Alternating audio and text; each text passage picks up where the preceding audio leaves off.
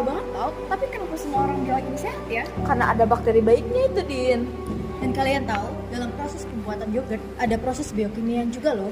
Nah, pas banget tuh, hari ini kan ada matkul biokimia. Kita bisa bahas sama Pak Zaidan.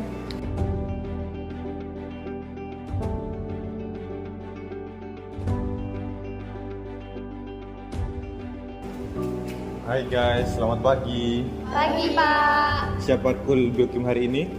Siap. Siap. Pak, hari ini bisa bahas tentang yogurt aja nggak? Boleh, boleh.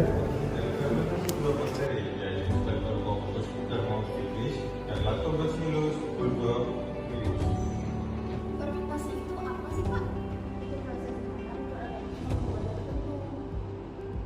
Dalam kandungan yogurt, bakteri membuat laktosa menjadi asam laktat. Dan itu yang bikin yogurt jadi asam dan kental. Terus kenapa itu penting? Karena tidak semua orang mencerna laktosa, tetapi kalau sudah berubah menjadi laktosa, akan mudah dicerna dalam tubuh. Oh, jadi proses biokimia dalam pembuatan yogurt itu terjadi secara alami ya? Berarti ada bantuan bakterinya dong. Coba deh kita bayangin bagaimana cara kerja yogurt dalam usus kita. Dalam kandungan susu fermentasi atau yogurt dan melibatkan fermentasi laktosa, yaitu gula alami yang terdapat dalam susu.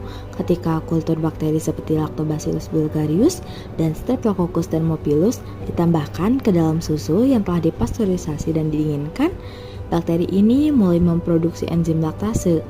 Enzim ini bertugas memecah laktosa menjadi dua monosakarida sederhana, yaitu glukosa dan galaktosa.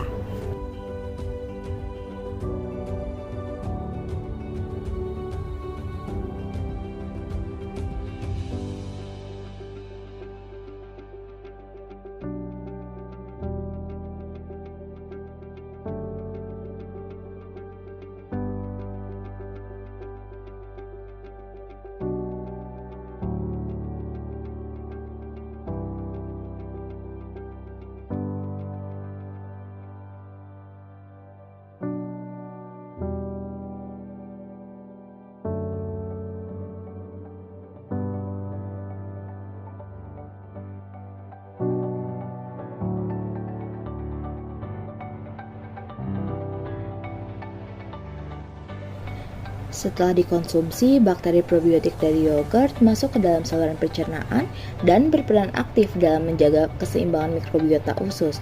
Mereka membantu menekankan bakteri patogen, memperkuat sistem imun lokal, dan memperbaiki fungsi saluran cerna, terutama pada individu dengan gangguan pencernaan seperti intoleransi laktosa.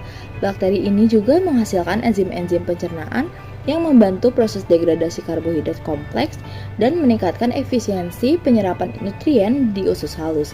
Dengan demikian, konsumsi yogurt secara rutin dapat memberikan manfaat jangka panjang bagi kesehatan pencernaan dan metabolisme tubuh.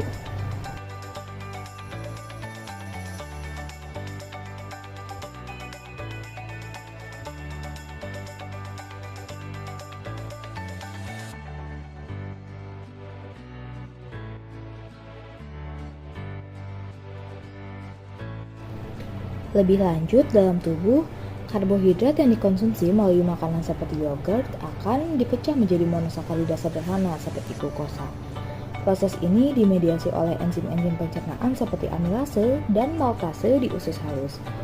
Glukosa yang terbentuk kemudian diserap oleh dinding halus dan masuk ke dalam aliran darah, di mana ia digunakan sebagai sumber energi utama oleh sel tubuh. Dalam kondisi tertentu, sebagian glukosa akan disimpan dalam bentuk senyawa kompleks seperti glikogen di hati dan otot, atau dikonversi menjadi lemak jika asupan energi berlebih. Proses ini menunjukkan peran penting yogurt tidak hanya sebagai makanan fermentasi, tapi juga sebagai penyokong metabolisme karbohidrat secara efisien dalam tubuh.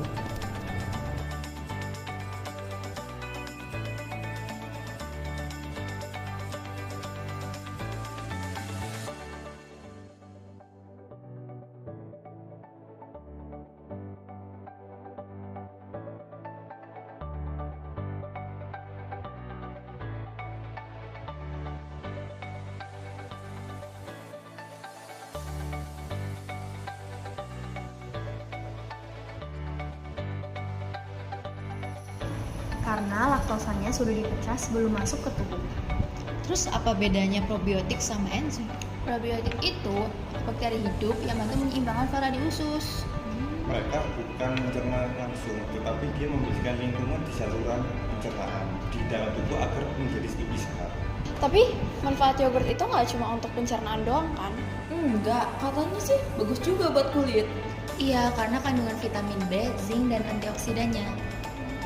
Plus ada efeknya dengan sistem imun loh, karena sebagian besar sistem imun kita terkait dengan kondisi usus. Dan bahkan menurut jurnal, kalau kita mengonsumsi yogurt secara rutin itu bisa dapat membantu mengatur kolesterol loh.